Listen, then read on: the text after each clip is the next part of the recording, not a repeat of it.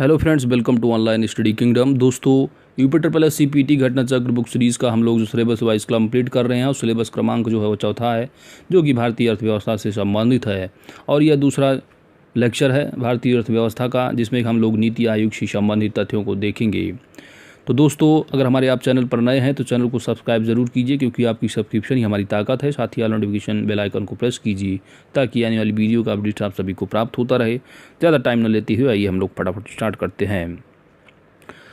पहला पॉइंट है कि राष्ट्रीय भारत परिवर्तन संस्था यानी नीति आयोग की स्थापना भी मंत्रिमंडलीय संकल्प द्वारा 1 जनवरी 2015 को की गई थी।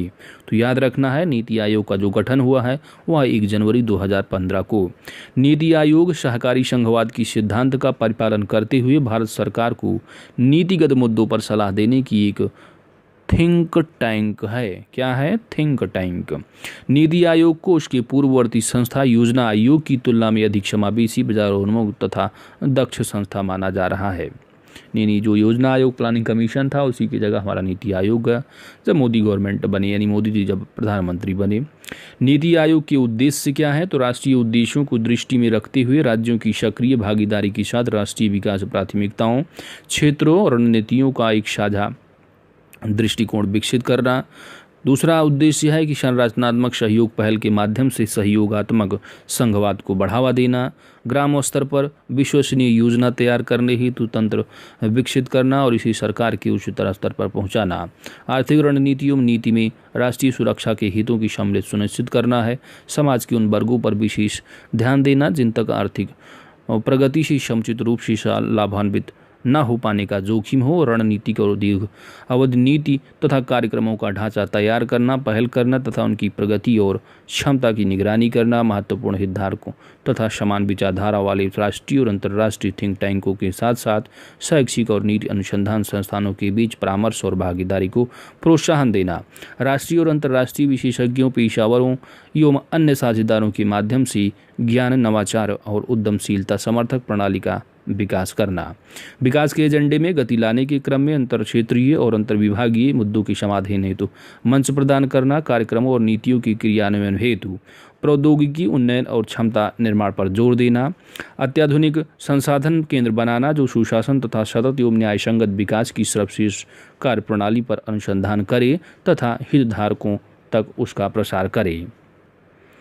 आवश्यक संसाधनों की पहचान करने के साथ साथ आवश्यक कार्यक्रमों और पहलों के कार्यान्वयन का सक्रिय मूल्यांकन एवं निगरानी करना और राष्ट्रीय विकास एजेंडों और उपयुक्त उद्देश्यों की पूर्ति के लिए अन्य आवश्यक गतिविधियों का संपादित करना। तो यह रहे नीति आयोग की जो है उद्देश्य। तो ये रहे आपकी नॉलेज के लिए, इसका उद्देश्य आप देख सकते हैं, नॉलेज के लिए, समझदारी के लिए। बाकी एग्जाम के पॉइंट ऑफ व्यू से आप ही को याद रखना है कि जो नीति आयोग है वह एक थिंक टैंक के रूप में जो है वो कार्य करेगा, ठीक है। और साथ ही जो है इसकी स्थापना कब हुई थी? 1 जनवरी 2015 को। इतना ही याद रखना है। साथ ही नीति का जो है फुल फॉर्म आपको याद रखना है, राष्ट्रीय भारत परिवर्तन संस्था। इतना एग्जाम की पॉइंट ऑफ व्यू से मोस्ट इंपॉर्टेंट है। आगे चलते हैं। नेक्स्ट जो पॉइंट है आपका वो नीति आयोग के गठन से संबंधित तथ्य। तो 1 जनवरी 2015 की संकल्प तथा 16 फरवरी 2015 की संशोधन द्वारा नीति आयोग के गठन की व्यवस्था इस प्रकार है। भारत के प्रधानमंत्री जो होंगे वो नीति आयोग के अध्यक्ष होंगे और इसकी शासी परिषद में सभी राज्यों एवं विधानमंडलों से युक्त संघ राज्य क्षेत्रों के मुख्यमंत्री तथा अन्य संघ राज्यों के क्षेत्रों के उपराज्यपाल भी होंगे। तो जो है वो सभी राज्यों के इसमें जो है मुख्यमंत्री होंगे, वो केंद्र शासित प्रदेश जैसे कि दिल्ली और पुदुचेरी के भी जो है इसमें मुख्यमंत्री शामिल होंगे। इसके साथ ही विधानमंडलों से युक्त जो मंत्री वगैरह होंगे जो मुख्य रूप से, साथ ही उपराज्यपाल, ठीक है। तो प्रधानमंत्री, इसकी अध्यक्ष, शासी परिषद में सभी राज्यों के मुख्यमंत्री और जो है वो राज्यपाल इसमें शामिल होंगे, ठीक है। राज्यपाल, उपराज्यपाल। बात आती है विशिष्ट मुद्दों और ऐसे आकस्मिक मामले जिनका संबंध एक से अधिक राज्य या क्षेत्र से हो, उनको देखने के लिए क्षेत्रीय परिषदों का गठन किया जाएगा। यह विशिष्ट कार्यकाल के लिए गठित होंगी और उस क्षेत्र के सभी राज्यों के मुख्यमंत्री तथा केंद्र शासित प्रदेशों की उपराज्यपाल इसकी सदस्य होंगे। नीति आयोग के अध्यक्ष या उनके नामित जो प्रतिनिधि होंगे वह इसकी अध्यक्ष होंगे। आयोग में प्रधानमंत्री द्वारा संबंधित क्षेत्र का ज्ञान रखने वाले दक्ष विशेषज्ञ और कार्यरत व्यक्ति विशेष आमंत्रित सदस्य के रूप में नामित किए जाएंगे। पूर्णकालिक संगठनात्मक ढांचे में जो प्रधानमंत्री होंगे इसके अध्यक्ष होंगे, उसके अलावा निम्न और होंगे, यानी अध्यक्ष और उपाध्यक्ष होंगे प्रधानमंत्री द्वारा जो कि नियुक्त किए जाएंगे। पूर्णकालिक सदस्य भी होंगे और अंशकालिक सदस्य भी होंगे। अंशकालिक सदस्य में आप देखेंगे कि अग्रणी विश्वविद्यालयों, शोध संस्थानों तथा अन्य संबद्ध संस्थानों से अधिकतम 2 पदेन सदस्य चुने जाएंगे। अंशकालिक सदस्यों की नियुक्ति चक्रीय आधार पर होती रहेगी। पदेन सदस्य भी होंगे जो कि अधिकतम 4 सदस्य जिनका मनोनयन केंद्रीय मंत्रिपरिषद में से प्रधानमंत्री के द्वारा किया जाएगा। और इसमें होंगे एक मुख्य कार्यकारी अधिकारी भी जो कि भारत सरकार के सचिव स्तर के अधिकारी होंगे, जिसकी नियुक्ति एक निश्चित कार्यकाल के लिए प्रधानमंत्री के द्वारा की जाएगी। साथ ही आवश्यकता के अनुसार जो है वो सचिवालय की बात यहाँ पर की जा रही है। तो आपको याद रखना है, जो एग्जाम के पॉइंट ऑफ व्यू से पूछा जाएगा, नीति आयोग का गठन किया गया। नीति आयोग थिंक टैंक के रूप में कार्य करती है और नीति आयोग में वर्तमान कंडीशन को भी पूछा जाएगा। तो जब तक परिवर्तन नहीं हुआ अभी तक, यानी कि जो अपडेटेड है यह बुक, वो जो अपडेटेड है वो है मार्च 2021 तक। तो लेटेस्ट जो होगा आपका वहाँ पर करंट अफेयर्स इसको कवर करते रहना है। नीति आयोग तो वर्तमान जो अध्यक्ष रहेंगे, जो भारत के प्रधानमंत्री होंगे, वही जो है उसके अध्यक्ष रहेंगे। उपाध्यक्ष जो हैं वर्तमान में डॉक्टर राजीव कुमार हैं और CEO की अगर बात की जाएगी तो श्री अमिताभ कांत हैं। पूर्णकालिक सदस्य में श्री B.K. सारस्वत हैं, professor Ramesh Chandra, professor B.K. पाल। ठीक है, तो इससे आपको करंट से अपडेट होते रहना है नीति आयोग से संबंधित तथ्यों को। राष्ट्रीय विकास परिषद की अगर बात की जाए तो यानी नेशनल डेवलपमेंट काउंसिल है, उससे संबंधित तथ्यों को देखते हैं। योजना निर्माण में राज्यों की भूमिका को सुनिश्चित करने के लिए 6 अगस्त 1952 को राष्ट्रीय विकास परिषद का गठन किया गया। तो याद रखना है कि राष्ट्रीय विकास परिषद का गठन कब हुआ, कई बार एग्जाम में पूछा गया है।